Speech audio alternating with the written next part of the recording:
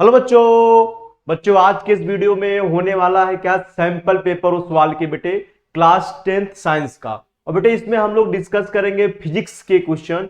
बेटे अगर आप लोग केमिस्ट्री और बायोलॉजी क्वेश्चन आप लोगों ने नहीं अटेंड किया यानी नहीं देखा है वीडियो, तो बेटे आप कहाँ पे कंटेक्ट करें, यहाँ पे बेटे देखिए की बटन गिवन है, यहाँ पे आप की बटन बेटे क्लिक करिए। यहाँ पे ऑलरेडी अपलोड हो चुका है केमिस्ट्री और बेटे बायोलॉजी का साइंस का सैंपल पेपर। तो आइए बच्चों हम लोग स्टार्ट करते हैं। साइंस के सैंपल पेपर में से किस टॉपिक से क्वेश्चन कौन से टॉपिक को मैं डिस्कस करने वाला बेटे, फिजिक्स के क्वेश्चन को मैं डिस्कस करने वाला हूं। तो आइए बच्चों देखते हैं, आगे बढ़ते हैं। यहां पहला सेक्शन बेटे ए है। सेक्शन ए में क्या है, 20 MCQ टाइप क्वेश्चन है बेटे। कितने मार्क्स के, 1 मार्क्स के ईच है। तो आइए पहला क्वेश्चन बच्चों देखने वाले हैं। यहाँ पे एन मीटर बेटे, एक मीटर के बारे में बात किया जा रहा है। कितने डिवीजन है, 20 डिवीजन है बिटवीन 0 to 2 मार्क। यानी बेटे एक एमीटर है, आपको पता है बेटे एमीटर का फंक्शन क्या होता है। एमीटर का यूज बेटे करंट को मेजरमेंट करने के लिए किया जाता है। तो एक हमने एमीटर लिया जिसका यूज बेटे हम करेंगे करंट मेजरमेंट के लिए। उसमें 20 डिवीजन है, मार्क बेटे 0 to 2 on it's scale. Imagine करो बेटे ये आपका एमीटर है, ठीक है। यहां बेटे 0 से 2 स्केल गिवन है, 0 एम्पियर से 2 एम्पियर के बीच में 0 एम्पियर हो गया, अब बेटे 2 एम्पियर हो गया।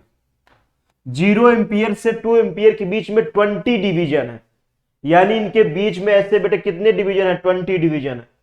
तो लीस्ट काउंट बेटे कैसे निकलता है, आपको इस एमीटर का लीस्ट काउंट निकालना है। तो लीस्ट काउंट के लिए बेटे कितने एम्पियर के बीच में, 0 से 2 एम्पियर के बीच में कितने डिवीजन है, 20 डिवीजन है। तो एम्पियर का डिफरेंस यानी 2 - 0 अपान इसके बीच में जितने नंबर आप डिवीजन होते हैं उससे डिवाइड करिए, तो मिल जाएगा बेटा एमीटर का लीस्ट काउंट। तो आइए देखते हैं कैसे कैलकुलेट होगा। लीस्ट काउंट क्या होता है, रेंज अपान टोटल डिवीजन। रेंज किससे किसके बीच में गिवन है, 0 से 2 बेटे। रेंज आपका 0 से 2 के बीच में गिवन है और नंबर ऑफ डिवीजन कितने हैं, 20। तो लीस्ट काउंट यहां पर कैलकुलेटेड है या हम कर देते हैं बेटे, लीस्ट काउंट आपका हो जाएगा कितना, 2/20 यानी बेटे 0.1 एम्पियर। लीस्ट काउंट का बेसिक मीनिंग क्या हुआ, अगर आप समझना चाहें तो बेटे क्या इसका मीनिंग है।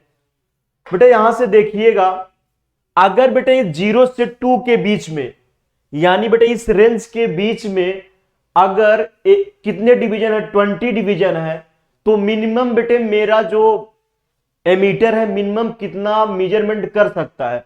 अगर ध्यान से देखिए बेटे 0 से 1 यानी ये मिनिमम बेटे इतना मेजरमेंट कर सकता है क्या, यानी 0.1 मिनिमम मेजरमेंट कर सकता है क्या। अगर बेटे आप स्केल ले, स्केल में 1 mm 2 mm 3 mm ऐसा कुछ बना होता है, ध्यान से देखेंगे तो लीस्ट काउंट का मीनिंग क्या हुआ यहां समझिएगा। यहां कितने 1 2 3 4 ऐसे 5 बना होता है, फिर बेटे यहां पर फिर 5 1 2 3 4 5 ऐसे बना होता है। ये कितना होता है बेटे, 1 सेंटीमीटर होता है। और बेटे 1 सेंटीमीटर को कितने डिवीजन में हम डिवाइड कर देते हैं, 10। तो बेटे लीस्ट काउंट इस स्केल का मीनिंग का ये हुआ कि मिनिमम कितना मेजरमेंट कर सकता है ए स्केल।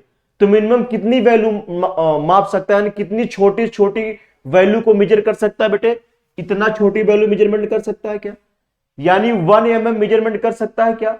वैसे बेटे यहां पे छोटी से छोटी कौन सी वैल्यू है करंट की जिसको ये एमीटर आपका मेजरमेंट कर सके, तो कौन सी वैल्यू बच्चाओ, वो वैल्यू आपकी है कितना, 0.1 एम्पियर। यानी यहां से लेकर के यहां तक के बीच की वैल्यू क्या है, 0.1 एम्पियर। बेटे इतना मेजरमेंट कर सकता है मिनिमम, और जितना बेटे मिनिमम मीटर से मेजरमेंट कर पाएंगे वही आपका लीस्ट काउंट होगा, यानी बेटे लास्ट ऑप्शन यहां पे करेक्ट है। चलिए बच्चों आगे बढ़ते हैं अगले क्वेश्चन की तरफ। Match the following with correct response. यानी बेटे यहां पर गिवन है 4, यहां पर ए बी सी डी करके 4 टर्म गिवन है, और यहां पे 4, यहां पे 1 2 3 करके गिवन है। बेटे इसको क्या करना है, मैच करना है। ये चारों को मैच किससे करना है, इन चारों से। जरा देखिएगा पहला क्या गिवन है बेटा, डायनमो गिवन है। डायनमो तरीके से क्या होता है, जो जनरेटर जो आपने डेली लाइफ में देखा है, शादी ब्याह में जो बेटे इलेक्ट्रिसिटी क्रिएट करता है वही डायनेमो की बात किया जा रहा है। तो बेटे किस प्रिंसिपल पे काम करता है? और सेकेंड बच्चों पहले देखिए क्या है, area around a magnet in which it's attracting और repelling power can be experience. यानी बेटे किसी मैग्नेट के बारे में बात किया जा रहा है कि मैग्नेट को कहां पे रखे, किस जगह पे रखे, जहां पे रखने के बाद बेटा उसमें अट्रैक्टिंग या रिपल्सिंग फोर्स क्या हो, एक्सपीरियंस हो। थर्ड में बेटा क्या कह रहा है, device which converted mechanical energy into electrical energy. बेटा ऐसे डिवाइस के बारे में बात किया जा रहा है जो क्या करे, मैकेनिकल एनर्जी को इलेक्ट्रिकल एनर्जी में क्या करे बच्चों, कन्वर्ट करे। उस डिवाइस का नाम आपसे पूछा है, इसमें से आपको मैच करना पड़ेगा। आंद्रे मैरी एम्पियर, यानी बेटे आंद्रे मैरी एम्पियर एक साइंटिस्ट थे जिन्होंने क्या मेजरमेंट किया, करंट के बारे में बेटे बताया। तो इनका संबंध किससे है, इनका संबंध बेटा डायरेक्टली करंट से है, यानी इसके लिए ये मैच होगा। अगर बेटे थर्ड ऑप्शन देखें तो मैकेनिकल एनर्जी को आप कन्वर्ट किस में कर रहे हैं, इलेक्ट्रिकल एनर्जी में। आपको अगर ध्यान हो तो इलेक्ट्रिक जब बेटा जनरेटर आपका होता है घर पे जो चलता है, तो उसमें क्या डालते हैं हम, डीजल डालते हैं, और क्या करते हैं उसको रोटेट करता है, क्या हो, मैकेनिकल एनर्जी मिलती है, क्या उसको किसमें बेटे कन्वर्ट करता हो, इलेक्ट्रिकल एनर्जी में। जो घर पे जनरेटर यूज किए जाते हैं शादी ब्याह में, तो उसमें क्या होता है बेटे, उस जनरेटर में मैकेनिकल एनर्जी किसमें कन्वर्ट होती है, आपकी इलेक्ट्रिकल एनर्जी में कन्वर्ट होती है। तो यानी बेटे सी का ऑप्शन है करेक्ट हो जाएगा आपका। चलिए, यानी इसका मैच डी का करंट से हो गया, सी का बेटे जनरेटर से हो गया। अब बेटे जरा बी का देखिए, कह रहा है कि मैग्नेट को कहां पे रखें बच्चे, किस एरिया में रखें कि वो फोर्स एक्सपीरियंस करे। तो आप अगर आपने बचपन में ऐसा प्रैक्टिकल किया हो, आप क्या करते थे, दो मैग्नेट लेते थे, एक मैग्नेट दो मैग्नेट, दोनों को आपस में क्या करते थे, पास में लाते थे। तो कभी कभी क्या कर एक्सपीरियंस होता है बेटे, कभी कभी वो अट्रैक्ट करते थे, कभी कभी वो रिपेल करते थे। डिपेंड करता है कि उनका पोल किस साइड होता है। आपने ऐसा कुछ सुना होगा, पोल किस साइड होता है। तो समझने की कोशिश करिए बेटे, जब एक मैग्नेट के यहां पर रख देंगे तो मैग्नेट क्या करंट क्रिएट करता है बेटे, एक फील्ड क्रिएट करता है।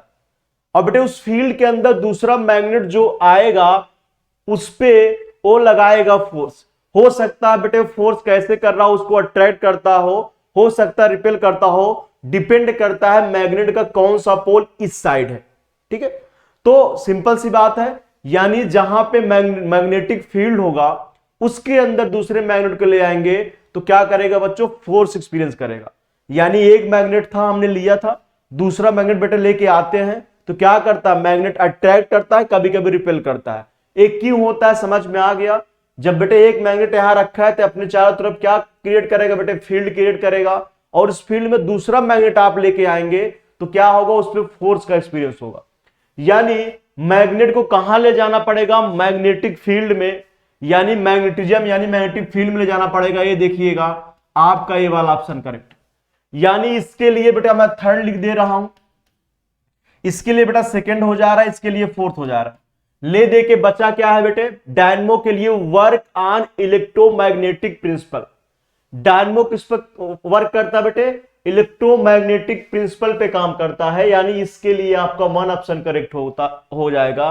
कैसे, डायनेमो तरीके से बेटे क्या होता है, जनरेटर होता है जिसमें क्या होता है, आपका कॉइल्स रोटेट करती हैं और मैग्नेटिक फील्ड बेटे उसके अंदर होता है, जिससे क्या होता है, उस कॉइल्स में जनरेट होता है बेटे क्या, करंट जनरेट होता है।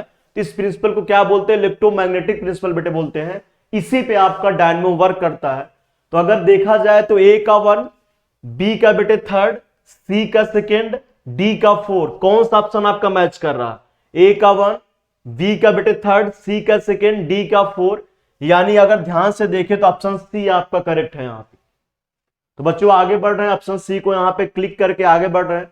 एक्सप्लेनेशन बेटे ये है जो मैंने समझाया, इसको आप फिर से एक बार देखिएगा। चलिए, when the diameter of wire is double, बेटे जब डायमीटर ऑफ वायर को डबल कर देते हैं तो बेटे इट्स रेजिस्टेंस बिकम, बेटे इसका रेजिस्टेंस कितने टाइम हो जाता है। चलिए देखते हैं बेटे रेजिस्टेंस क्या होता है। अगर आपको पता हो बेटे आर बराबर रो एल बाई ए, आपने पढ़ रखा होगा, ऐसा कुछ बेटे रेजिस्टेंस होता है। R बराबर रो एल बाई, ये बेटे आपने पढ़ रखा, रेजिस्टेंस होता है आपका। यानी बेटे रेजिस्टेंस डिपेंड करता है मटेरियल की रेजिस्टिविटी पे, लेंथ पे, एरिया पे। अगर मटेरियल बेटे सेम है तो रो की वैल्यू में कोई चेंज नहीं होने वाला है। कह रहा है बेटे जो आपका ये वायर है, आपका जो आपने वायर ले रखा बेटे, उसका लेंथ में आप कोई चेंज नहीं कर रहे हैं, मटेरियल भी सेम है यानी रो भी सेम है। अगर मान लो बेटा इसका डायमीटर डी है तो जो दूसरा बेटे वायर ले रहे हैं उसमें केवल एक ही चेंज आप कर रहे हैं, इसका डायमीटर बेटे 2D कर दे रहे हैं। यानी सेकेंड वाला जो आप बेटे वायर ले रहे हैं उसमें केवल इतना सा चेंज कर रहे हैं, उसका डायमीटर 2D रख दे रहे हैं, बस इतना सा चेंज है। लेंथ भी सेम है बेटा, मटेरियल भी सेम।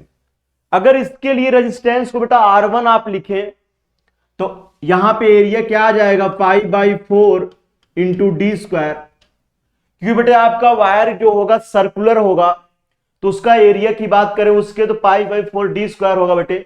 यहां पे अगर एरिया इसको A1 मान ले, इसको A2 मान ले बेटे सेकेंड वाले को, तो बाई बाई 4 इंटू डायमीटर का होल स्क्वायर होता है एरिया।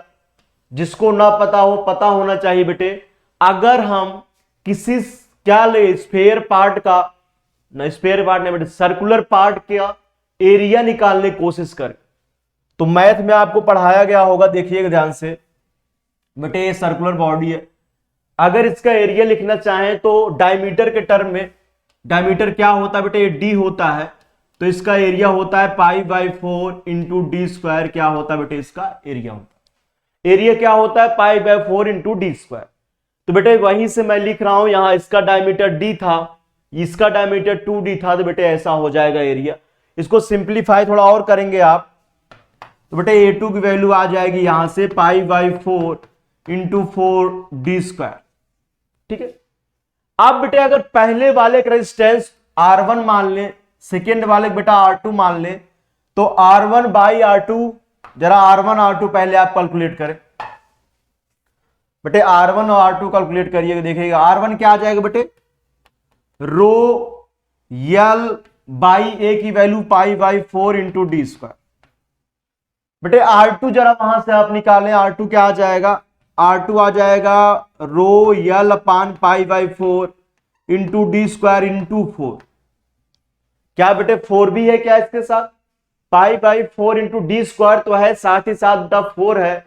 जरा R1 बाई R2 करिएगा तो आपको समझ में आएगा कोई रिलेशनशिप आने वाला है बेटे। R1 बाई R2 करिए आप तो ऊपर क्या हो जाएगा, rho L upon pi by 4 D square, नीचे रो यल अपान ये बेटे कैपिटल यल 4 टाइम आप पाई बाई 4 इंटू डी स्क्वायर।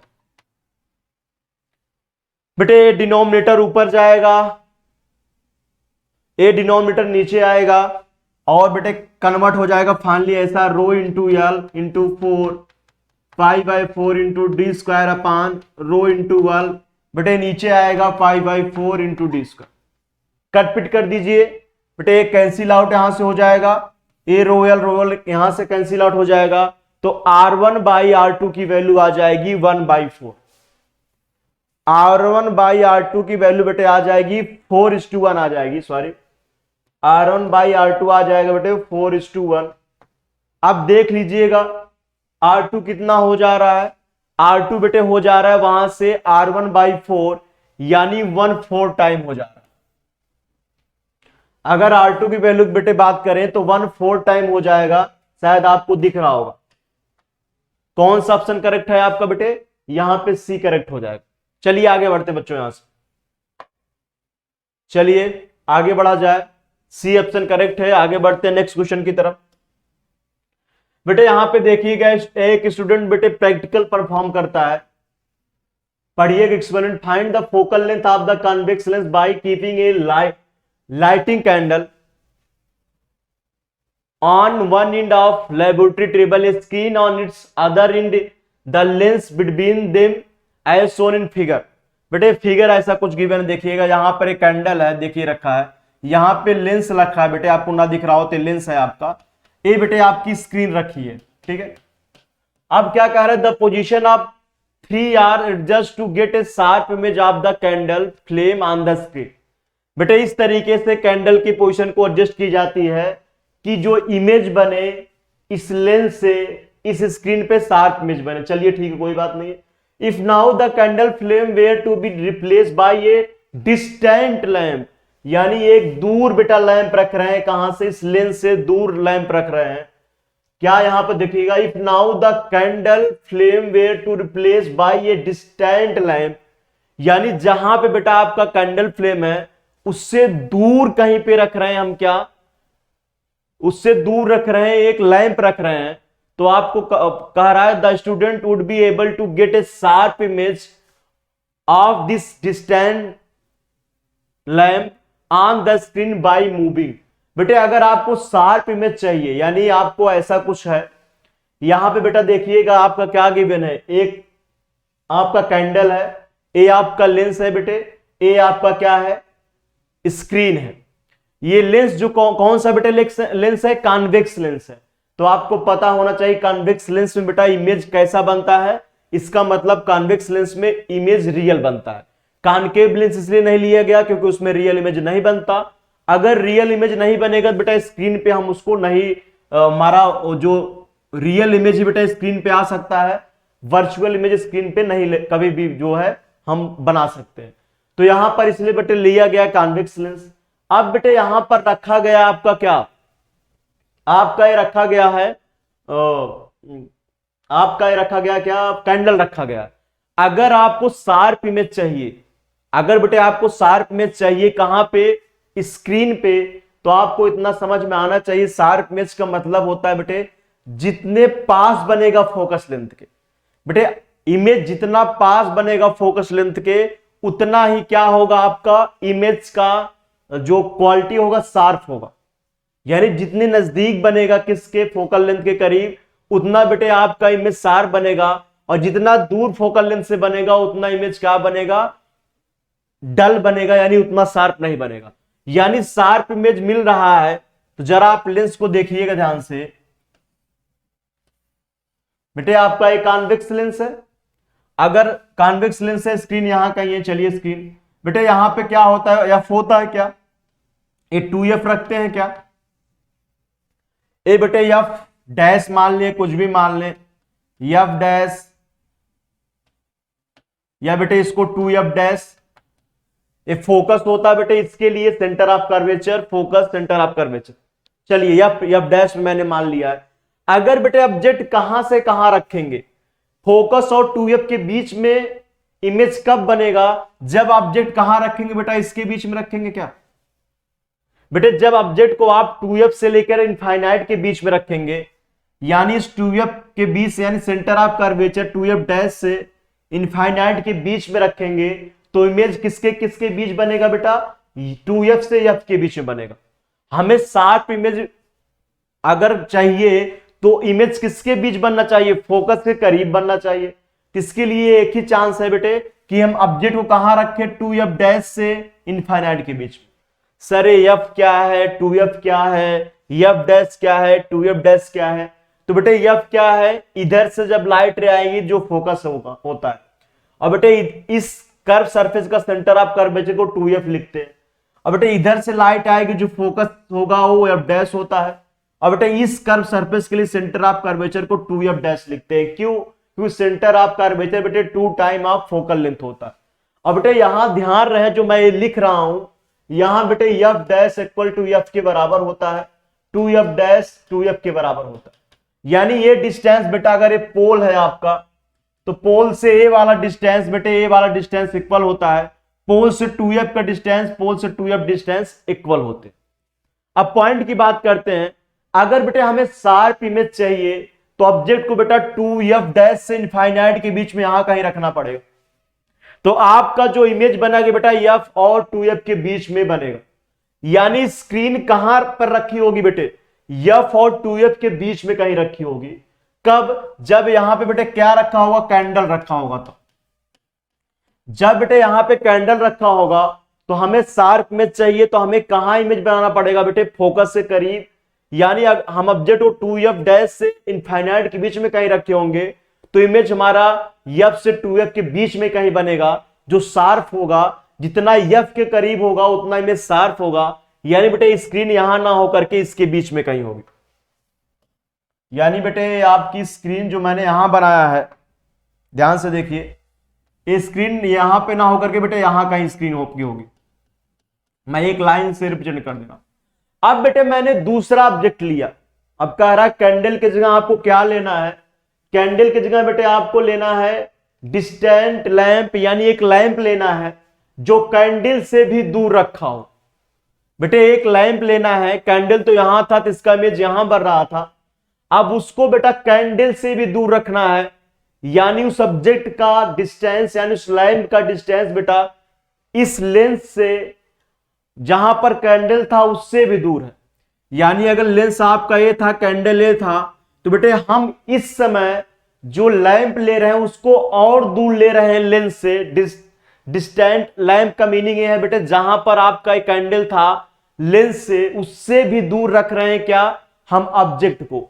यानी सपोज करो बेटे यहां कहीं रख रहे हैं, अब इसको थोड़ा मैं इरेज करता हूं, एक पॉइंट को देखिएगा ध्यान से बेटे, इसको हटाइए जरा। यहां पे बेटे सपोज करो ऑब्जेक्ट लेते हैं, अब यह है लैंप अपना। अगर बेटे लैंप अगर कैंडल से दूर रख देंगे तो इमेज कहां बनेगा, और फोकस के करीब बनेगा क्या। यानी 2f से जितना दूर हम जाते हैं इमेज उतना फोकस के करीब बनता है, यानी बेटे इमेज हमारा और फोकस के करीब बनेगा। अगर ऑब्जेक्ट को बेटा और दूर कर देंगे तो इमेज और फोकस के करीब बनेगा। यानी हमें क्या करना पड़ेगा, अगर हमें इसका इमेज चाहिए लैंप का शार्प इमेज, तो हमें इस स्क्रीन को और इधर मूव करना पड़ेगा, किधर, लेंस की तरफ। तो यहां पे 4 ऑप्शन गिवन है बेटा, the screen in the direction of the lens, screen को लेंस के डायरेक्शन में मूव करना पड़ेगा, अवे फ्रॉम द स्क्रीन, ये ऑप्शन नहीं होगा, neither the screen not the lens, A B option गलत है बेटे, ये तो पॉसिबल नहीं है। The screen away from the lens, screen को अवे मूव कराना पड़ेगा लेंस से, बिल्कुल नहीं, ये भी ऑप्शन गलत है। यानी एक ऑप्शन ये तो क्लियर है बेटे, इस स्क्रीन को किधर मूव कराना पड़ेगा, लेंस की तरफ। क्यों, क्योंकि बेटे ऑब्जेक्ट को कैंडल से अगर दूर रखेंगे तो इमेज फोकस के और करीब बनेगा। यानी इनिशियल पोजीशन अगर स्क्रीन की ये थी बेटे, तो हमें अगर इमेज बनाना है स्क्रीन पे तो इस स्क्रीन को आगे मूव कराना पड़ेगा, ये तो कंफर्म है। यानी the screen in the direction of the lens, बिल्कुल, यानी स्क्रीन को मूव करना पड़ेगा किस डायरेक्शन में, लेंस की डायरेक्शन में। Or the lens in the direction of the screen, या तो बेटा इस लेंस को मूव करना पड़ेगा स्क्रीन के डायरेक्शन में। ऐसा क्यों बेटे, जब इसकी ए वाला इसका आप इसको इधर की तरफ मूव करा देंगे, पहला तो आपको क्लियर है बेटे स्क्रीन को आगे मूव करना पड़ेगा, वो चीज इसमें गिवन है, screen in the direction of lens, यानी ये तो करेक्ट है सी वाला। सेकेंड पार्ट में कह रहा है बेटे लेंस को आप चाहे इधर मूव करा ले, बिल्कुल बेटे ये लेंस को अगर इधर आप मूव करा लेंगे तो क्या होगा, ए डिस्टेंस आपका बढ़ जाएगा, ऑब्जेक्ट का डिस्टेंस बढ़ जाएगा, यानी जो इमेज का डिस्टेंस होगा बेटे इनके बीच का डिस्टेंस घट जाएगा, यानी आपका फोकस कहीं स्क्रीन पे शिफ्ट होना स्टार्ट कर देगा। यानी बेटे जब लेंस को आप इधर मूव कराएंगे तो इनके बीच का डिस्टेंस घट जाएगा और इनके बीच का डिस्टेंस बढ़ जाएगा। तो जब ऑब्जेक्ट का डिस्टेंस बेटे बढ़ जाएगा लेंस से और इमेज का डिस्टेंस कम ही होता है, यही तो एक्चुअल में होता है। अगर ऑब्जेक्ट का डिस्टेंस लेंस से बढ़ाएंगे तो इमेज का डिस्टेंस क्या होगा, जहां पे स्क्रीन रहनी चाहिए थी, यानी इमेज बेटे और फोकस से करीब बनेगा, यानी इनके बीच का डिस्टेंस घटना चाहिए। अब इनके बीच का डिस्टेंस कैसे घट सकता है, या तो बेटा स्क्रीन को इधर लाओ या तो लेंस को इधर ले जाओ। तो यानी आपका सी ऑप्शन बेटे यहां पे करेक्ट है, ठीक है। चलिए आगे बढ़ते हैं बच्चों, नेक्स्ट क्वेश्चन यहां पर डिस्कस करते हैं, अच्छा क्वेश्चन था, आगे बढ़ा जाए। कह रहा है बेटे when two long parallel wire, बेटे 2 वायर है, घर पे आपके जो वायर होते हैं उन्हीं वायर की बेटे बात कर रहे हैं, 2 वायर हैं, पैरेलल है, ठीक है कोई बात नहीं है, hanging freely are connected in series to a battery, they come closer to each other. बेटे 2 वायर है, बैटरी से कनेक्टेड है। अगर बेटे वायर बैटरी से कनेक्टेड है तो इतना आपको समझ में आ रहा होगा वायर में फ्लो कर रहा है करंट का। अगर वायर बैटरी से बेटे कनेक्टेड है, चलिए मैं 2 वायर बना रहा हूं, जरा देखिए ध्यान से बेटे। एक वायर अपना ए है, दूसरा वायर का कलर बेटे चेंज कर रहा हूं, दूसरा वायर अपना ए, एक गुलाबी कलर का वायर है, एक व्हाइट कलर का वायर, दोनों बेटे बैटरी से कनेक्टेड है। चलिए सर, बैटरी से अगर कनेक्टेड है, इसका सिंपल मीनिंग करंट का फ्लो हो रहा है कहना चाह रहा है। दोनों बेटा अगर बैटरी से कनेक्ट है तो उसमें करंट का फ्लो हो रहा है। तो क्या कह रहा है बेटे, they come close to each other. Battery बेटे इससे सीरीज में ऐसे कैसे कनेक्ट है, देखिएगा, ये देखिएगा, ठीक है, इसमें करंट का फ्लो हो रहा होगा ऐसे। चलिए, अब कह रहा है कि they come close to each other, parallel hanging field या current in series to a battery, they come close to each other. वो अब क्या आते हैं बेटे, एक दूसरे के पास आते हैं। बिल्कुल पॉसिबल है, दो वायर है बेटे, अगर हैंगिंग कर रहा है, बैटरी उससे सीरीज में कनेक्टेड है, यानी करंट का फ्लो हो रहा है, तो एक दूसरे के पास आ सकते हैं, बिल्कुल आ सकते हैं। क्यों ऐसा होता है बेटे, क्योंकि एक में जब सपोज करो बेटा इसमें I1 करंट का फ्लो हो रहा है, इसमें बेटा I2 करंट का फ्लो हो रहा है, तो बेटा अगर इसमें करंट कैरिंग क्या हो, कंडक्टर इसे बोलते हैं। वायर क्या होता है बेटे, कंडक्टिंग मटेरियल होता है। अगर कोई करंट कैरिंग कंडक्टर होता है बेटे, तो उसके चारों तरफ क्या डेवलप होती है, मैग्नेटिक फील्ड, आपको पता है। यानी बेटे वायर है, तो वायर के चारों तरफ सर्कुलर सर्कुलर सर्कुलर कैसे क्या होता है बेटे, करंट होता है। क्या आपको बताया गया होगा, क्या बताया गया है बेटे, वायर अगर ऐसा है, चलिए इसको थोड़ा छोटा करते हैं, और तो करंट बेटा कैसे, सर्कुलर पार्ट में इसके चारों तरफ होगा, क्या इस तरीके से, डायरेक्शन सेम ही होगा सबका, एंटी क्लॉकवाइज, हाँ एंटी क्लॉकवाइज एंटी क्लॉकवाइज। यानी बेटे अगर वायर है तो वायर के चारों तरफ क्या होगी, मैग्नेटिक फील्ड होती, क्या, सर्कुलर सर्कुलर सर्कुलर, ये आपको पता है। यानी इसके कारण यहां पे मैग्नेटिक फील्ड होगी। अगर सर उसकी डायरेक्शन निकालना है तो कैसे डायरेक्शन निकालेंगे, किसका, फोर्स का। यानी मैग्नेटिक फील्ड बेटे कैसे होगी, सर्कुलर होगी, और यहां पे नीचे की तरफ होगी। मैग्नेटिक फील्ड की डायरेक्शन किधर होगी, आपको समझ में आ रहा होगा, सर्कुलर होता है बेटे, इसके सर्कुलर राउंड होगा, यानी मैग्नेटिक फील्ड लाइन अंदर की तरफ जा रही होगी। मैग्नेटिक फील्ड लाइन किधर होगी बेटे, बोर्ड के अंदर की तरफ। अब बोर्ड के अंदर की बात करें तो उसको क्रॉस से रिप्रेजेंट करते हैं। यानी अगर ऐसा कहीं रिप्रेजेंट हो, इसका मीनिंग क्या होता है बेटे, मैग्नेटिक फील्ड लाइन कैसे, इनसाइड। मैग्नेटिक फील्ड लाइन कैसे बेटे, इसका मतलब इनसाइड होता है बेटे, ऐसे करके डॉट बना दे, इसका मतलब आउटसाइड होता है। अब मैंने बेटे बताया करंट कैरिंग कंडक्टर, इसके चारों तरफ मैग्नेटिक फील्ड होता है, सर्कुलर पार्ट, यानी बेटे ऐसे।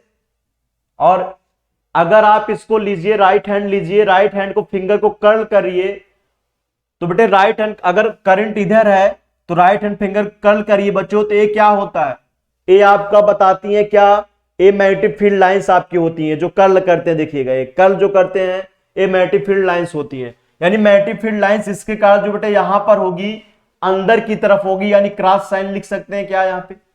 अगर बेटे मैग्नेटिक फील्ड लाइन अंदर की तरफ है, I2 करंट इधर फ्लो कर रहा है, इमेजिन करिए I2 करंट इधर फ्लो कर रहा है, तो क्या इस पर फोर्स लगेगा क्या, बिल्कुल। अगर किसी मैग्नेटिक फील्ड में करंट कैरिंग कंडक्टर बच्चों रखते हैं तो उस पर क्या करता है, मैग्नेटिक फील्ड फोर्स लगाता है। कैसे पता करेंगे सर, फ्रेमिंग के लेफ्ट हैंड रूल को आप जरा ध्यान करिए। ये बेटे थंब हो गया, ये मिडिल फिंगर हो गई, कैसे कैसे करना है, याद करने का तरीका क्या है, ए फोर्स का होता है बेटे, डायरेक्शन रिप्रेजेंट करता है, ए किसको रिप्रेजेंट करता है, मैग्नेटिक फील्ड को, ए करंट को, ए किसको रिप्रेजेंट करता है बेटे, मिडिल वाला करंट को, ए वाली फिंगर किसको रिप्रेजेंट करती है बेटे, ए वाली आपकी मैग्नेटिक फील्ड को, ए क्या किसको रिप्रेजेंट करती है बेटे, फोर्स को। ध्यान से देखें बेटे, लेफ्ट हैंड, यानी यूज करना है आपको यहां पे लेफ्ट हैंड, क्या निकालने के लिए, फोर्स की डायरेक्शन निकालने के लिए। तो बेटे लेफ्ट हैंड रूल यूज करना है। लेफ्ट हैंड की 3 फिंगर देखिए, ए अंगूठे वाला, उसके बगल वाला, मिडिल वाला। तो बेटे थंब जो वाला ए होता है, ए रिप्रेजेंट करता है फोर्स की डायरेक्शन, और बेटे मिडिल वाला किसको रिप्रेजेंट करता है, ए रिप्रेजेंट करता है करंट की डायरेक्शन को, और ए वाली फिंगर किसको बेटा रिप्रेजेंट करता है, मैग्नेटिक फील्ड को। तो चलिए देखिए बेटे इस वायर पे फोर्स कैसा लग रहा होगा। मैग्नेटिक फील्ड इस वायर बेटा नीचे है क्या, बिल्कुल नीचे है, और मैंने बताया था क्या, बी वाला ए वाला मैग्नेटिक फील्ड को रिप्रेजेंट करेगा, बिल्कुल, यानी ए वाला। करंट किधर फ्लो कर रहा है बेटे, ऊपर की तरफ फ्लो कर रहा है क्या, ए वाली किसको रिप्रेजेंट करती है, मैग्नेटिक फील्ड को। तो मैग्नेटिक फील्ड किधर है बेटे, अंदर की तरफ है, करंट ऊपर की तरफ फ्लो कर रहा है, मिडिल वाली फिंगर करंट को रिप्रेजेंट कर रही है, देखिएगा थंब का डायरेक्शन फोर्स को रिप्रेजेंट कर रहा है, फोर्स बेटा इधर की तरफ आ रहा है क्या, देखिएगा ध्यान से।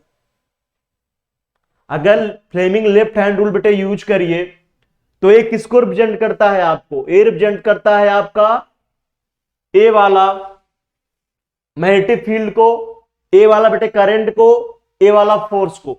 तो मैग्नेटिक फील्ड लाइन कैसे बेटे, अंदर की तरफ है, तो मैंने बेटे इस अंगुली को अंदर की तरफ किया, ए वाला बेटे ऊपर की तरफ किया, क्यों, करंट बेटे ऊपर की तरफ फ्लो कर रहा है वायर में, और बेटे देखिए थंब किधर है, अंदर की तरफ है क्या, यानी फोर्स की डायरेक्शन ऐसे होगी क्या, यानी ये दोनों वायर में बेटे सेम डायरेक्शन में करंट होगा, तो आपस में क्या करेंगे, अट्रैक्ट करेंगे।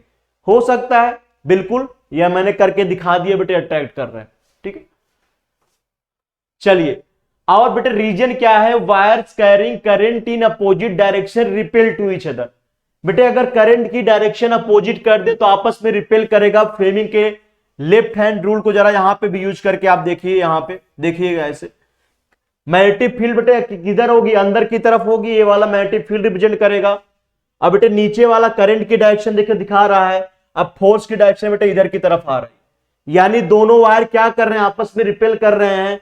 जब अपोजिट डायरेक्शन में बच्चों करंट का फ्लो हो रहा है और जब सेम डायरेक्शन में करंट का फ्लो हो रहा है बेटे अट्रैक्ट कर रहे हैं, यानी पहला भी करेक्ट है बेटा, सेकंड भी करेक्ट है।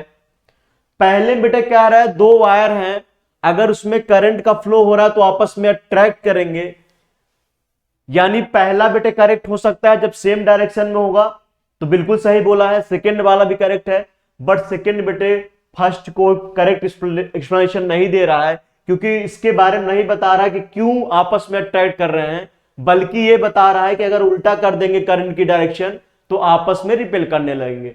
तो बेटे ऑप्शन ए भी करेक्ट है, यानी ये सर्सन भी करेक्ट है, रीजन भी करेक्ट है, बट रीजन क्या है, करेक्ट सपोर्ट नहीं कर रहा है, यानी एक्सप्लेन नहीं कर रहा है इस सर्सन को, यानी आपका ऑप्शन कौन सा करेक्ट है बेटे, यहां पे ऑप्शन बी करेक्ट है।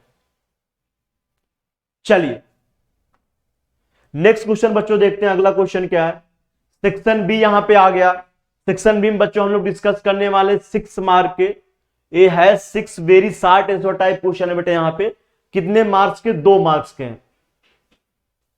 चलिए अब 2 मार्क्स के क्वेश्चन को डिस्कस करते हैं। बेटे दो फ्रेंड है, Kapil and Rohit were studying in the same class, same class में बेटे क्या करते हैं, स्टडी करते हैं। One day Rohit observe that Kapil was having pain in gums during lunch time.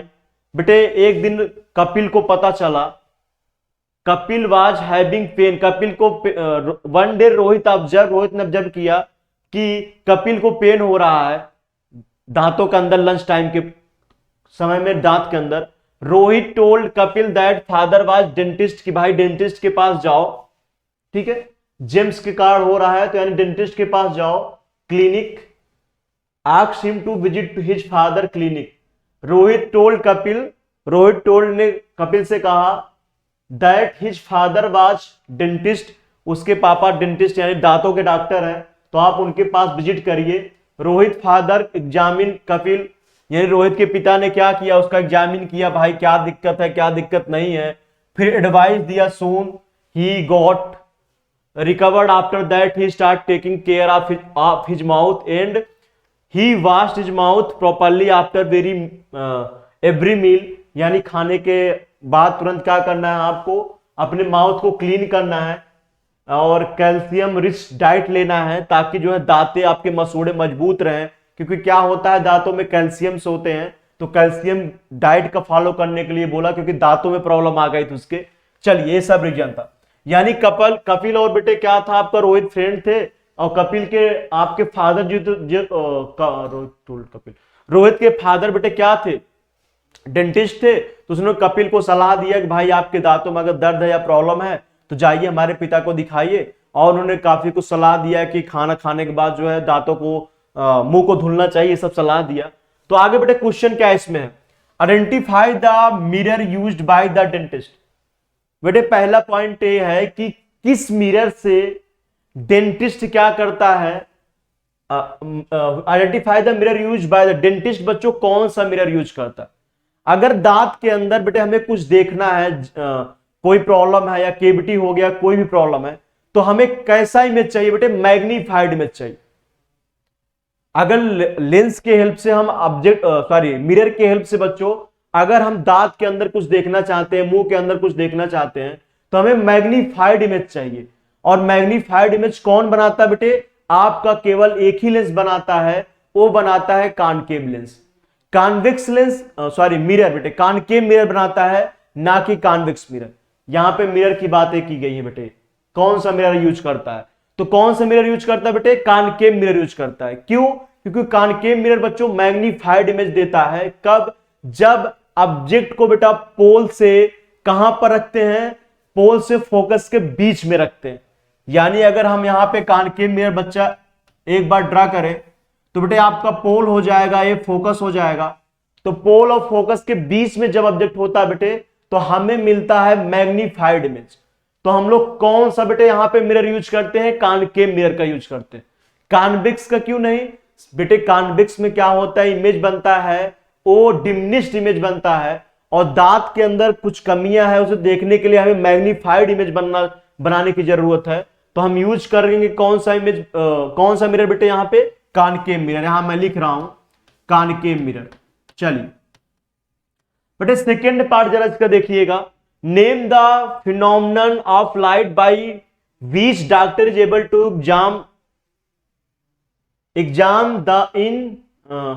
Examine Kapil. बेटे फिनोमिना का नाम बताना है जिससे डॉक्टर क्या करेगा? राहुल के दांतों का क्या करेगा? एग्जामिन करेगा प्रॉपर्ली कि क्या दिक्कत आ रही है। तो बेटे कौन सा प्रोसेस होता है? ये लाइट का यहां पर होता है रिफ्लेक्शन होता है। क्या होता है बेटे? लाइट का रिफ्लेक्शन होता है। यहां पे फिनोमिना बेटे क्या होता है? लाइट का रिफ्लेक्शन होता है। मैग्नीफाइड इमेज चाहिए तो आपको लेना पड़ेगा क्या बेटे? आपको यूज करना पड़ेगा कॉनकेव मिरर। सेकेंड पार्ट बेटा यहां पर कॉनकेव मिरर में क्या होता है? लाइट का रिफ्लेक्शन होता है। यानी डॉक्टर को कौन सा प्रोसेस वहां पे फॉलो हो रहा है? रिफ्लेक्शन का हो रहा है। चलिए what value are show by doctor is son and Kapil. क्या value show are show by the doctor? Doctor बेटे by doctor his son and Kapil. तो डॉक्टर कैसा होना चाहिए बेटे? डॉक्टर को पोलाइट होना चाहिए, और पोलाइट होने से ही काम ठीक होगा। क्योंकि पोलाइट रहेगा तो जो सलाह देगा बच्चा या डॉक्टर जो भी बच्चे या जो भी पर्सन उससे इलाज कराने के लिए जाएगा उससे प्रॉपर्ली क्या होगा? इंटरेक्ट कर पाएगा। तो डॉक्टर क्या होना चाहिए बेटे? पोलाइट होना चाहिए। और जो एडवाइस डॉक्टर दे हमें क्या करना चाहिए बेटे? उसे फॉलो करना चाहिए। तो यहां पे आपका एक्सप्लेनेशन है, मैंने सारा चीज तीनों को बता दिया बेटे। पहला कौन सा हम लोग मिरर यूज करेंगे? तो कॉनकेव मिरर। और सेकेंड बेटे कौन सा प्रोसेस है? आपका प्रोसेस क्या हो रहा है? यहां पर रिफ्लेक्शन हो रहा है। बाकी डॉक्टर कैसा होना चाहिए उसके बारे में यहां लिखा है, एक बार देख लीजिएगा। चलिए बच्चों आगे बढ़ते हैं। नेक्स्ट पार्ट सेकेंड पार्ट इसमें डिस्कस करते हैं। On the way from Kanpur Delhi. बेटे कोई बंदा जा रहा होता है कानपुर टू दिल्ली। बेटे सेकेंड पैराग्राफ है, इसमें भी आपका क्या कह रहा है? कोई पर्सन जा रहा है कानपुर टू दिल्ली। कोई बात नहीं, जाने दो। बेटे क्या करता है? Sunil was driving. ठीक है, Sunil was driving the car. Sunil car को ड्राइव कर रहा होता है। And saw from his side mirror. अपने साइड मिरर बच्चों देखता है, क्या देखता है? Which was that the car which was behind their car. बेटे साइड का जो मिरर लगा होता है उसके बारे में है। यानी कपिल बेटा जा रहा होता है दिल्ली टू कानपुर टू दिल्ली। कानपुर से दिल्ली जा रहा होता है। कपिल निकलता है कानपुर से दिल्ली जाने के लिए, और क्या देखता है? उसके जो बेटे कार लिया है उसके साइड में क्या लगा होता है? साइड मिरर लगा रहता है। साइड मिरर में देखता है जो बेटे पीछे वाली कार आ रही है उसके साथ क्या होता है? एक्सीडेंट हो जाता है। Suddenly applied the brake. और तुरंत ही बच्चों क्या करता है? अपना कपिल जो जा रहा होता है कानपुर से दिल्ली, जैसे देखता है पीछे कोई एक्सीडेंट हुआ है वो क्या करता है, ब्रेक अप्लाई करता है और अपने व्हीकल को रोक देता है। But Sunil did not agree, he suddenly applied the way, ठीक है चलिए बेटे, he suddenly applied the brake even the Sunil was driving, okay, his friend ask him to leave the situation as it is but Sunil did not. बेटे उसके साथ, सुनील के साथ उसका फ्रेंड होता है, कहता है भाई चलो रुको मत, क्या मतलब है यहां पर, बिना मतलब के पुलिस के आप गिरफ्त में आ जाएंगे, उनसे क्या करना पड़ेगा, बहस करना पड़ेगा। लेकिन सुनील कहता है ऐसी कोई बात नहीं होने वाली है। सुनील एग्री नहीं करता उसके बाद दोस्त, अपने दोस्त की बात से, और वो रुकता है और क्या करता है, हेल्प करता है उस पर्सन को जो इंजर्ड हुआ होता है। All of the took injured person nearest hospital, बेटे क्या ले जाता है उसको, नियरेस्ट हॉस्पिटल ले जाता है, उसे दवा दिलवाता है। और from hospital victim thanked and please them for saving his life. और जो बेटे जिसके साथ ये दुर्घटना होती है वो क्या होता है, वो काफी खुश होता है और थैंकफुल होता है किसके, कपिल के प्रति, सुनील के प्रति बेटे।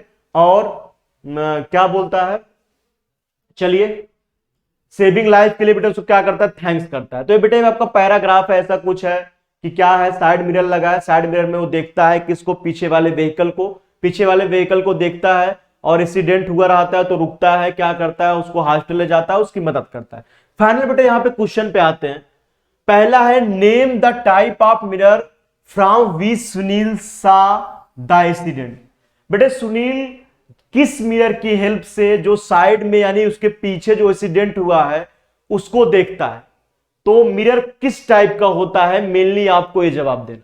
तो बेटे जितने भी व्हीकल होते हैं उसमें हम लोग कौन सा मिरर यूज करते हैं, मिरर यूज करते हैं बेटा कॉन्वेक्स मिरर यूज करते हैं। कौन सा, कॉन्वेक्स मिरर। सर क्यों कॉन्वेक्स मिरर ही यूज करते हैं, और क्यों मिरर नहीं यूज करते हैं, प्लेन मिरर क्यों नहीं यूज करते हैं, कॉनकेव मिरर क्यों नहीं यूज करते हैं। बेटे प्लेन मिरर की कहानी क्या है, जो ऑब्जेक्ट जिस साइज को होगा उसी साइज का इमेज बनाएगा प्लेन मिरर।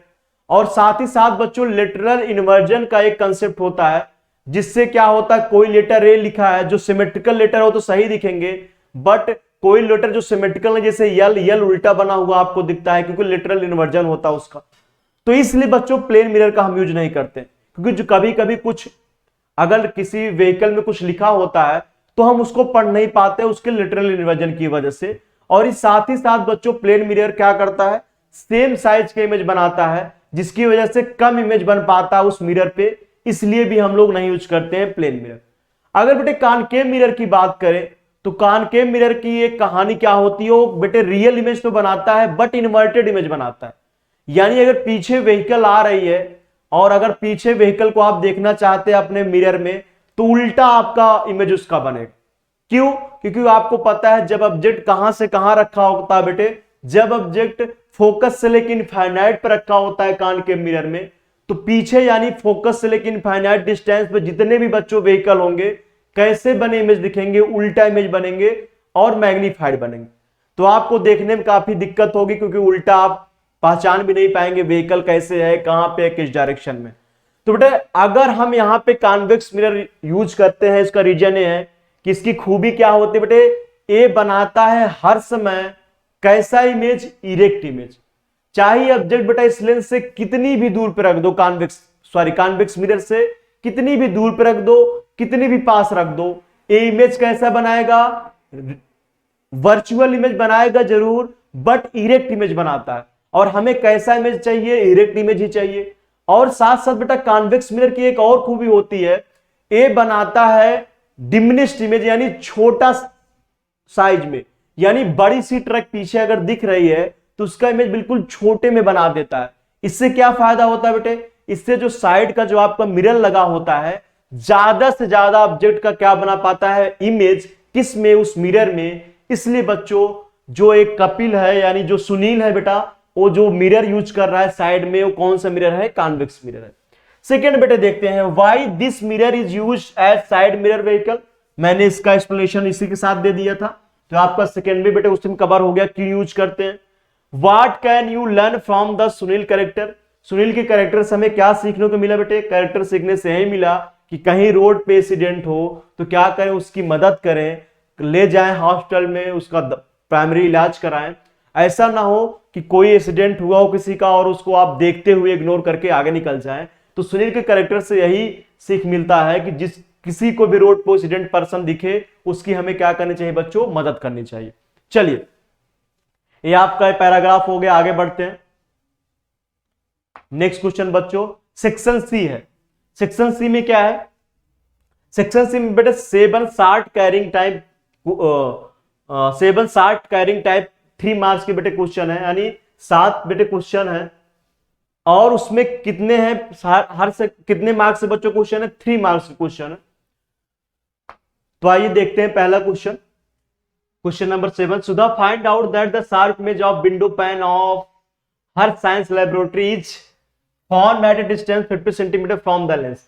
बेटे सुधा क्या पाती है, उसका साइंस की जो लैब बनी हुई है उसका इमेज किसके लेंस से बेटा 15 सेंटीमीटर दूर।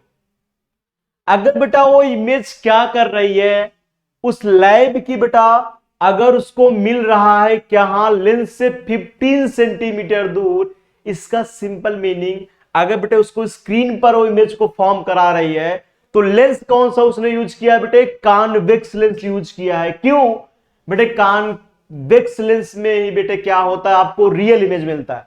बाकी अगर कॉनकेव में बात करें बेटे तो उसमें कैसा कॉनकेव लेंस मिलता है आपको? वर्चुअल इमेज मिलता है, और हमें चाहिए रियल इमेज।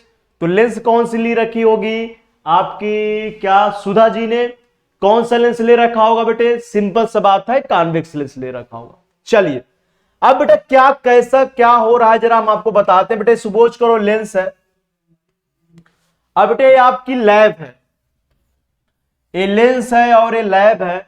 इस लैब का बेटे क्या बन रहा है, इमेज लेंस बना रहा है। देखिएगा ये आपका पोल हो गया, पोल से 15 सेंटीमीटर दूर है, देखिएगा 15 सेंटीमीटर दूर यहां कहीं बना रहा।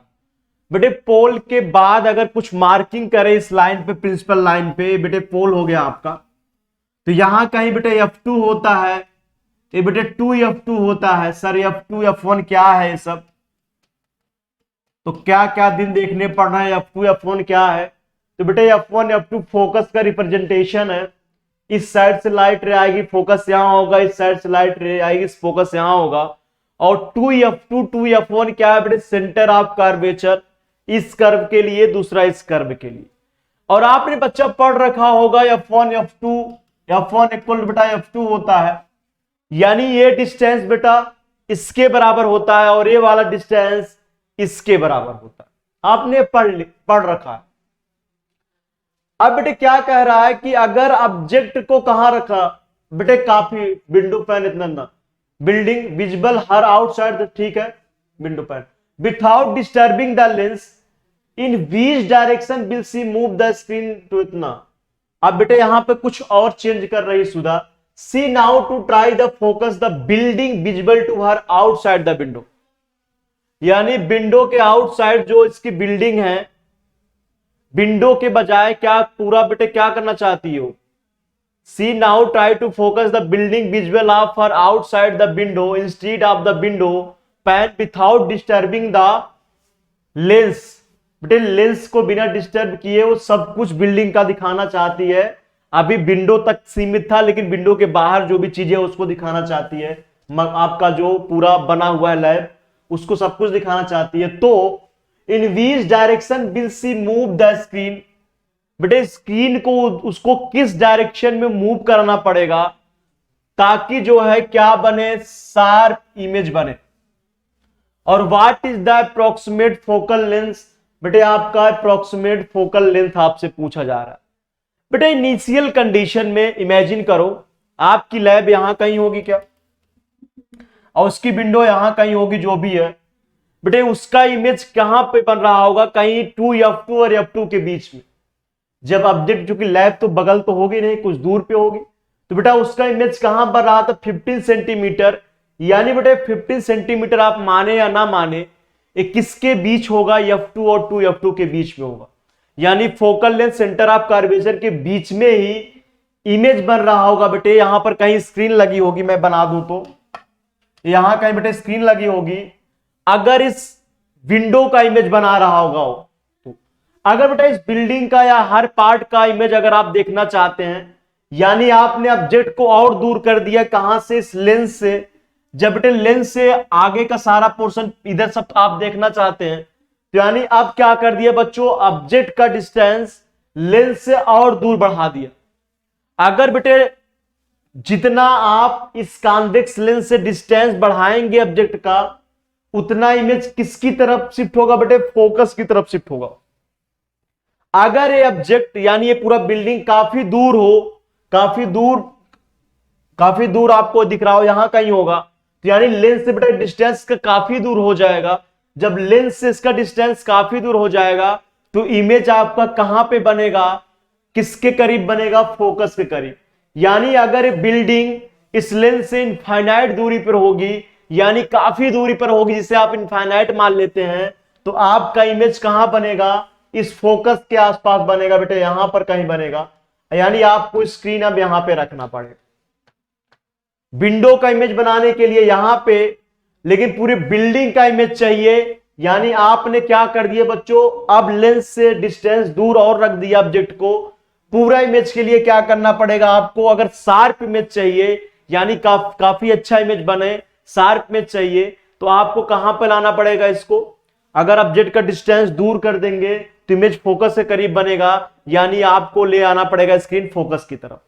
ठीक है, और हो सकता है आपका फोकल लेंथ बेटे 15 से तो कम होगा, ये तो क्लियर है।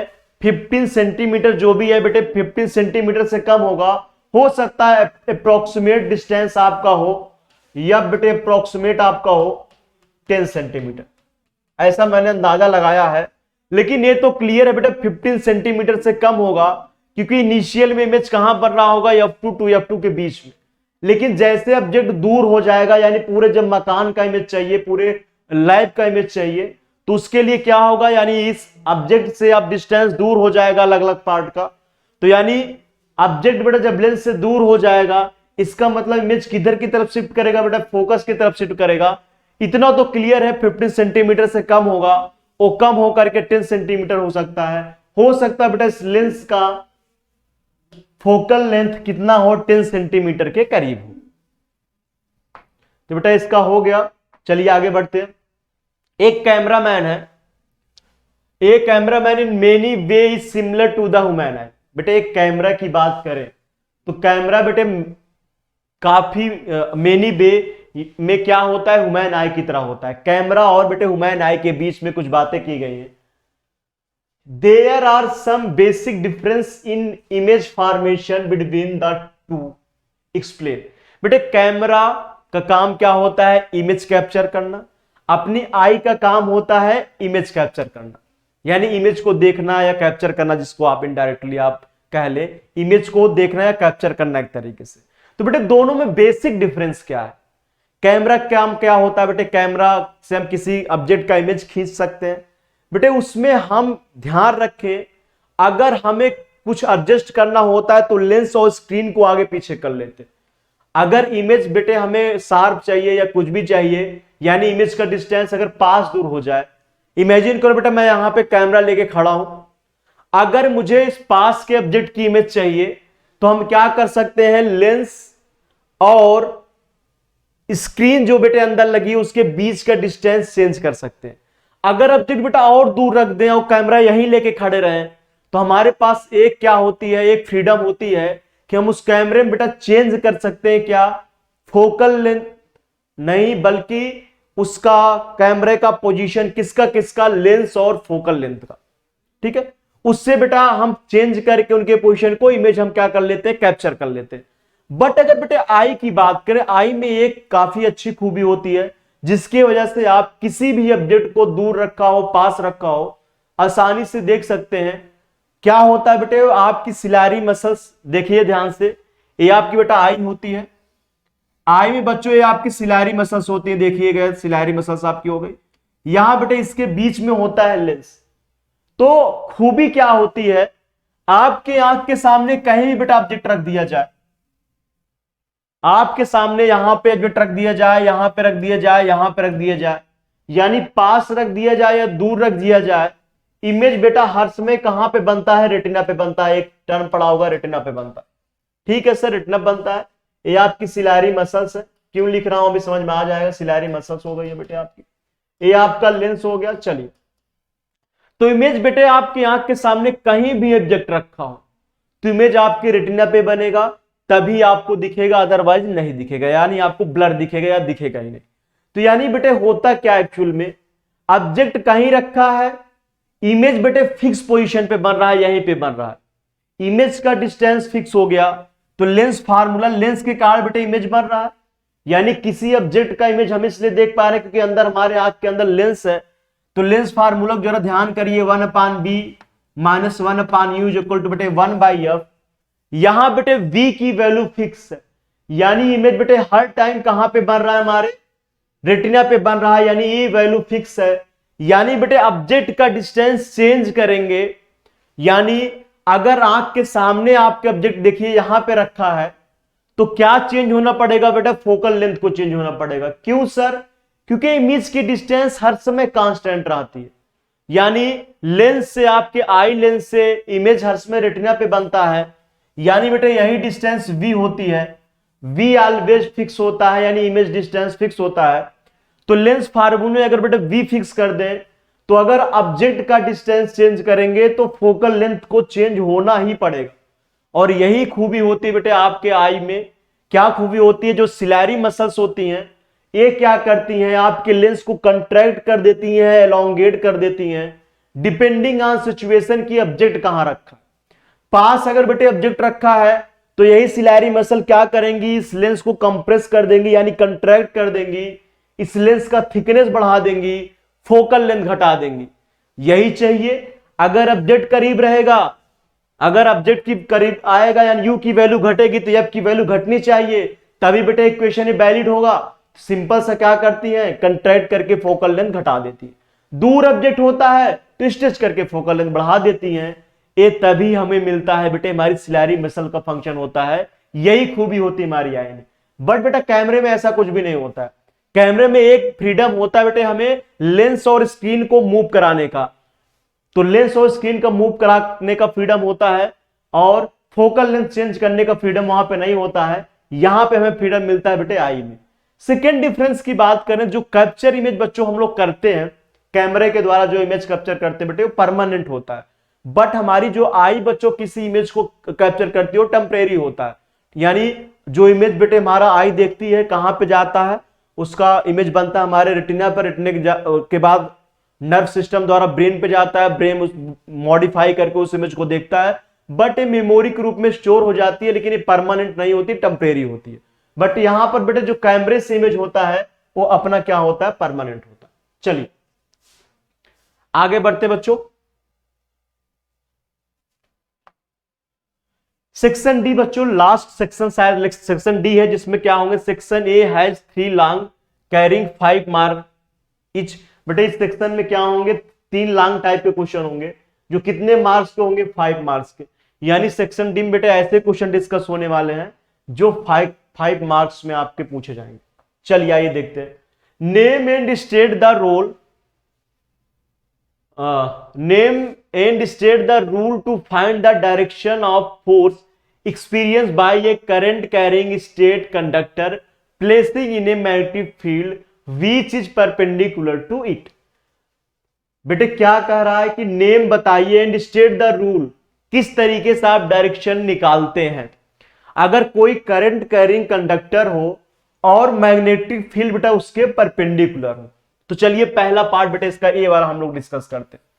सपोज करो बेटे एक करंट कैरिंग कंडक्टर है, ये देखिए करंट कैरिंग कंडक्टर यानी एक वायर जिससे करंट क्या कर सकते बेटे, फ्लो कर सके।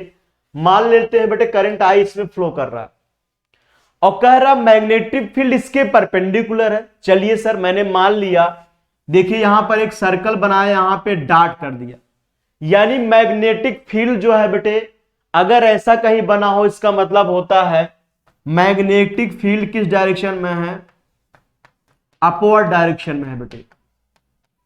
शायद मैंने इसी सैंपल पेपर में आपको बताया था कि अगर क्रॉस लगा रहेगा तो मैग्नेटिक फील्ड बोर्ड के अंदर की तरफ है। अगर बेटे आई ऐसा है, आई एक सर्कल बना उसके बीच डॉट बना है, यानी बेटे करंट की डायरेक्शन किधर है, अप सॉरी मैग्नेटिक फील्ड किधर है बेटे, अपवर्ड डायरेक्शन में। इसका मीनिंग क्या हुआ, मैग्नेटिक फील्ड किधर है बेटे, अपवर्ड, किसके, इस बोर्ड के अपवर्ड। तो इसको आप लिखिए किसके अपवर्ड है बेटे, बोर्ड के अपवर्ड है, यानी मैग्नेटिक फील्ड किस डायरेक्शन में, इस अपवर्ड डायरेक्शन में। अगर बेटे इस पर फोर्स, इस करंट करेंट कंडक्टर पे, अब आपको दिख रहा होगा करंट बेटा इधर फ्लो कर रहा है और magnetic field perpendicular outward, condition यही दिया है बेटे, करंट क्या हो और मैग्नेटिक फील्ड आपस में परपेंडिकुलर हो। तो बताइए सर, एक्सपीरियंस करेगा फोर्स, फोर्स की डायरेक्शन कैसे निकालेंगे, इसके बारे में शायद पूछ रखा।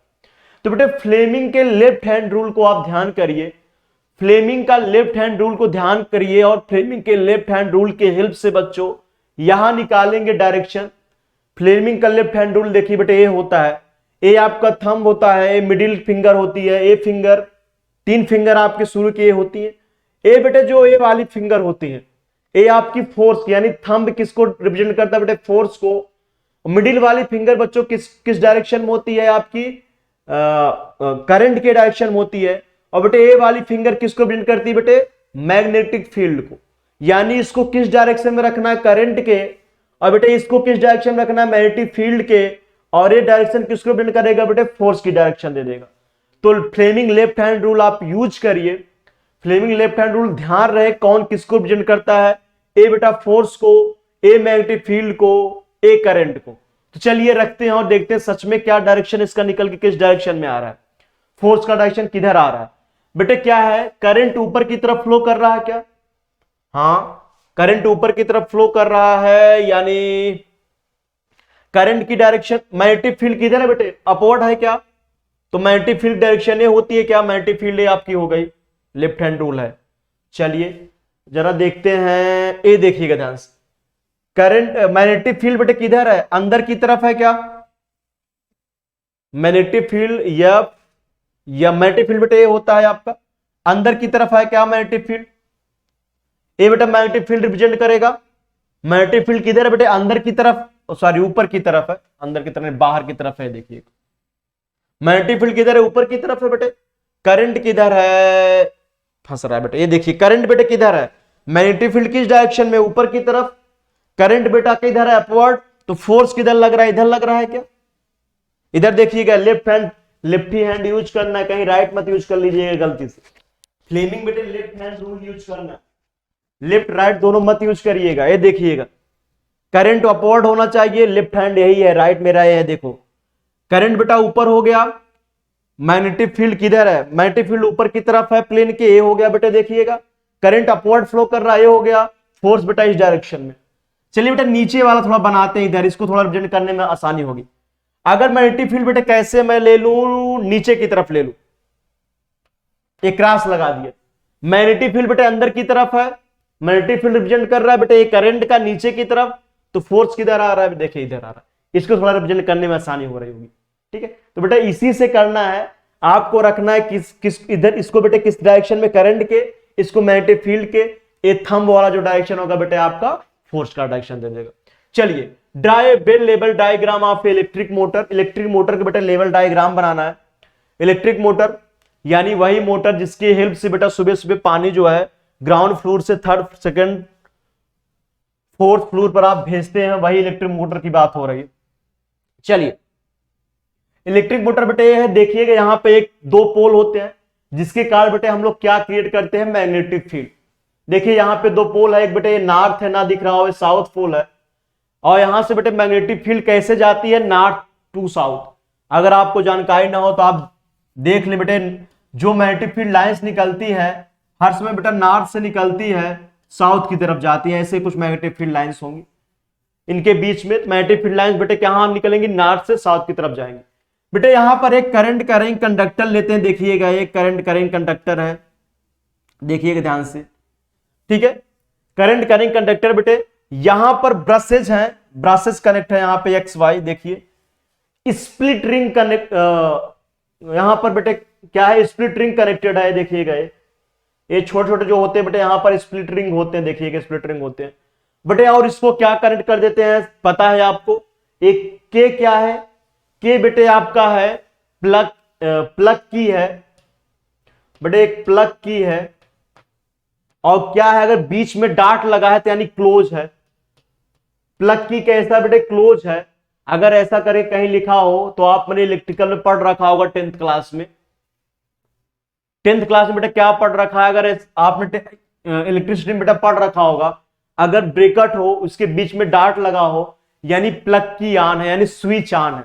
जो घर की स्विच होती है, ऑन होती है, तो उसको सिंबल, इलेक्ट्रिकल सिंबल बेटा ऐसे हम लोग रिप्रेजेंट करते हैं। तो यानी यहां पे प्लग की है, यहां पे देखिएगा बैटरी लगा है। क्यों बेटे, एक से अधिक से लाइट है इसलिए इसको बैटरी बोलेंगे। देखिएगा यहाँ पे करंट का फ्लो हो रहा है। करंट कैसे फ्लो हो रहा है, देखिएगा यहां पर फ्लो हो रहा है। होता क्या है बेटे, इलेक्ट्रिक मोटर में यही तो होता है, हम लोग करंट का फ्लो कराते हैं। देखिए करंट फ्लो हो रहा है। यहां पे मैग्नेटिक फील्ड होता है बेटे, नॉर्थ से साउथ जा रहा है। अब ध्यान से देखिए, तो इसको बेटा अगर हम इसको पेन से रिप्रेजेंट करने की कोशिश करें, ये मैंने बता दिया स्प्लिट, क्या है, स्प्लिट रिंग है। ये ब्रशेस है जहां से बेटे करंट की सप्लाई दे रहे हैं। यहाँ पे ब्रश लगा पड़ा है, ब्रशेज है। ये बैटरी है, की है, नॉर्थ और साउथ पोल होते हैं बेटे। यहां पर एक क्वाइल होती है इस टाइप की, जो क्या करती है, रोटेट करती है, जिससे कारण क्या होता है बेटे, इसमें करंट फ्लो करता है तो रोटेट करती है, जिससे क्या होता है, वाटर को नीचे से हम ऊपर लेके जाते हैं with help of electric motor. समझिएगा होता क्या है, अगर बेटे मैं इलेक्ट्रिसिटी सप्लाई करता हूं तो इस बेटे क्वाइल में करंट का फ्लो होगा। देखिएगा ध्यान से, करंट इस डायरेक्शन में फ्लो कर रहा है। ध्यान से देखिए, इसी को मैं बना रहा हूं, करंट बेटा इस डायरेक्शन में फ्लो कर रहा है। अब मैग्नेटिक फील्ड देखिएगा इस डायरेक्शन में। देखिए करंट ऐसे है, अगर 3D को थोड़ा समझिए तो बेटे करंट कैसे है, अंदर की तरफ फ्लो कर रही, क्या ऐसे अगर ये होता आपका तो करंट ऐसा है क्या, ऐसे आपको दिखा है, मैंने ऐसे कर लिया तो एक लाइन दिखा रहा हूं, करंट बेटे अंदर फ्लो कर रहा है। मैग्नेटिक फील्ड नॉर्थ से साउथ निकलेगी, जो वहां पर दिखाऊं, यानी करंट देखिए बोर्ड के अंदर बेटे वायर है और नॉर्थ से साउथ क्या जा रही, मैग्नेटिक फील्ड लाइन ऐसी है। एक करंट की डायरेक्शन अंदर है बेटे, मैग्नेटिक फील्ड लाइन की डायरेक्शन इधर है। अगर आपको फोर्स की डायरेक्शन निकालना हो तो किधर फोर्स लगेगा, जरा बताइए हमको। फ्लेमिंग लेफ्ट हैंड रूल आप यूज करिए। मैग्नेटिक फील्ड के डायरेक्शन बेटा ये रख दिया, देखिएगा ध्यान से, मैग्नेटिक फील्ड डायरेक्शन बेटा क्या रख दिया है, मैग्नेटिक फील्ड डायरेक्शन कौन रिप्रेजेंट करता है, ये आप कहे होगे।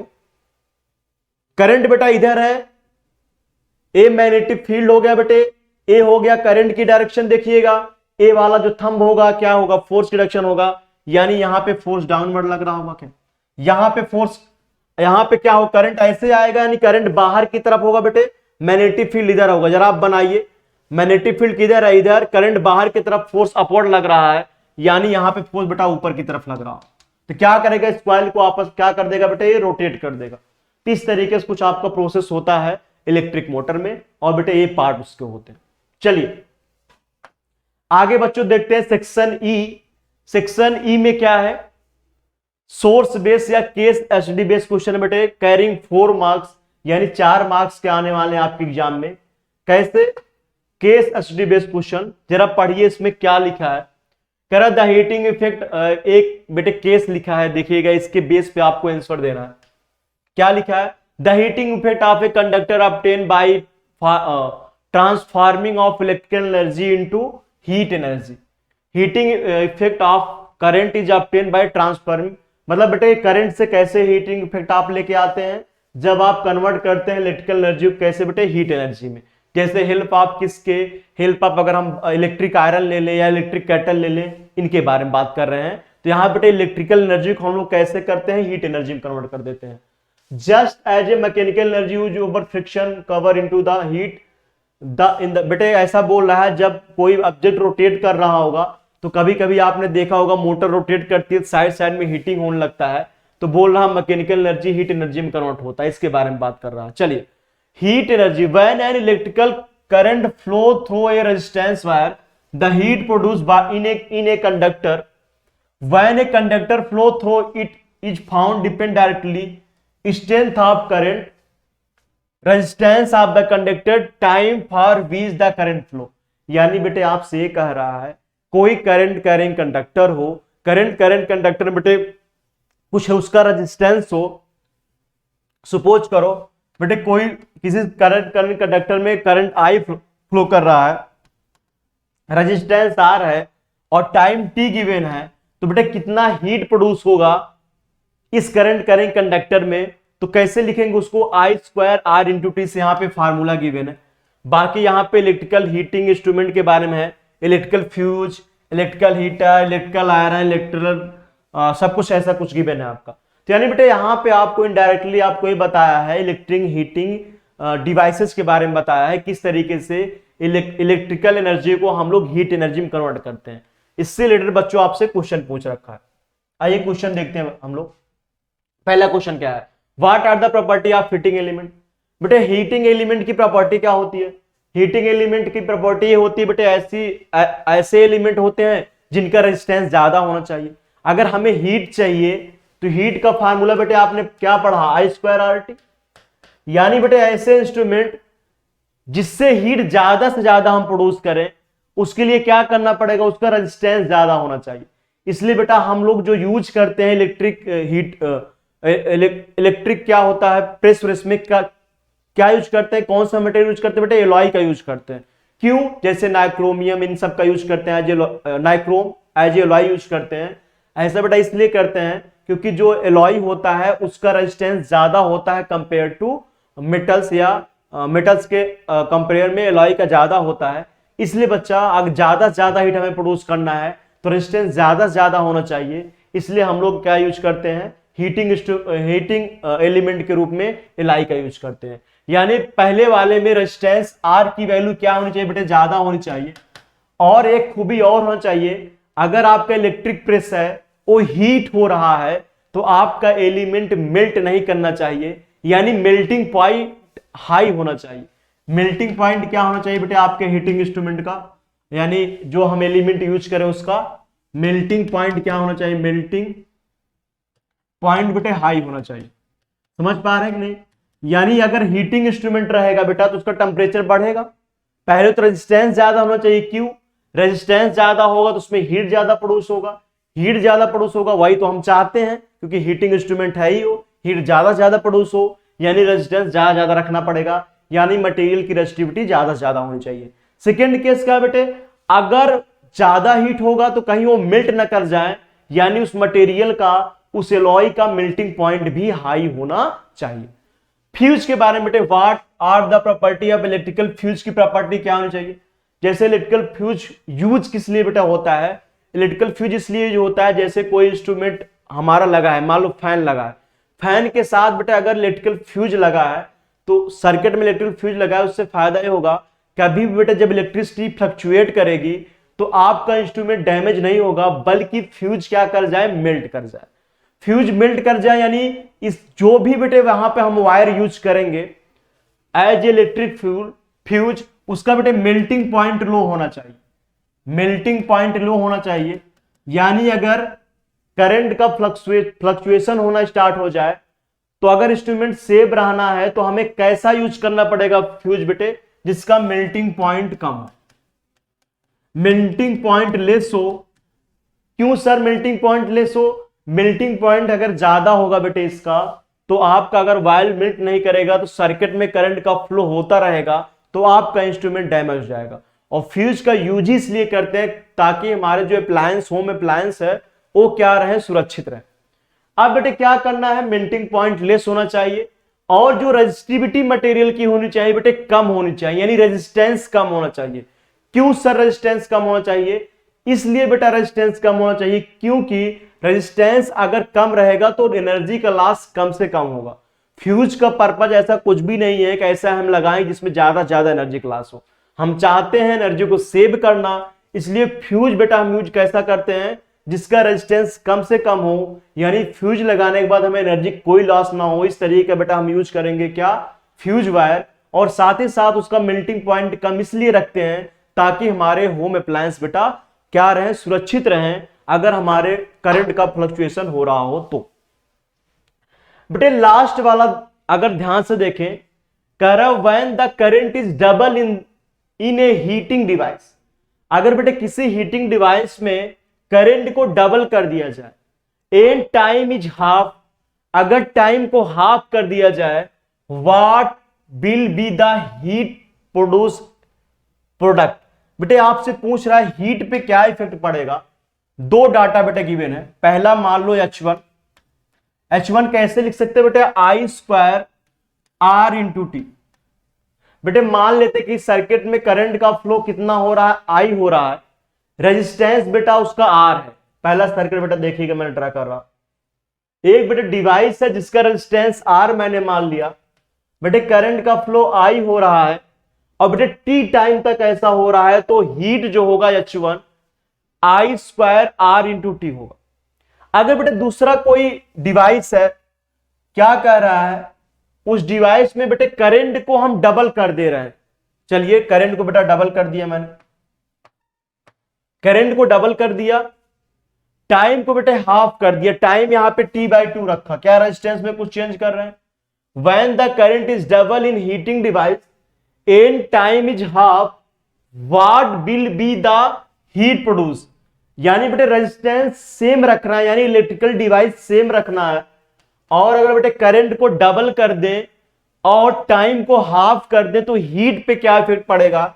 यानी H2 की वैल्यू कैलकुलेट करिए बेटे, तो 2i यहां पे हो जाएगा, R सेम रहने वाला है, तो आई स्क्वायर आर टी होता है बेटे, इसका स्क्वायर आर इंटू टी की वैल्यू T/2 आ जाएगा। इसको बेटा सिंप्लीफाई करिएगा, H2 की वैल्यू कुछ निकल के आएगी, देखिए यहां पे H2 की वैल्यू बेटे आएगी आपकी 4i स्क्वायर आर T/2। बेटे इसको और सिंप्लीफाई करेंगे तो H2 की वैल्यू आ जाएगी 2i square R into T. यानी बेटे जो हीट प्रोड्यूस हो रहा है सेकेंड केस में वो हो रहा है 2i square R into T. लेकिन बेटा पहला अगर देखें, ये यहां पे जो हीट H1 आ रहा था, यानी इनिशियल केस में बेटे डिवाइस में जो हीट आ रही थी आई स्क्वायर आर टी आ रहा था क्या, अब बेटे कितना आ रहा है 2 time I square R T, यानी जो बाद की हीट H2 है बेटे 2 टाइम ऑफ H1 है क्या। यानी सेम अगर इलेक्ट्रिकल डिवाइस है बेटे, अगर करंट को हम डबल कर दें, टाइम को बेटा हाफ कर दें, और अगर डिवाइस सेम रखे, तो बेटे सेकेंड केस में जो एनर्जी का प्रोड्यूस होगा, जो एनर्जी बेटे रिलीज होगी या प्रोड्यूस होगी, वो क्या होगी, पहले के कंपैरिजन में 2 टाइम होगा जो यहां से मिल रहा है। तो शायद आपको समझ में आ गया होगा तीनों पार्ट। तो बेटे आपका ये 2 टाइम होगा। चलिए ये बेटे आपका, तो बच्चों इसी के साथ करते हैं इस सैंपल पेपर का एंड। आई होप आपको ये वीडियो काफी पसंद आई होगी, आपने काफी एंजॉय किया होगा। तो बच्चों नेक्स्ट वीडियो में फिर मिलेंगे नए सैंपल पेपर के साथ, तब तक के लिए बच्चों गुड बाय।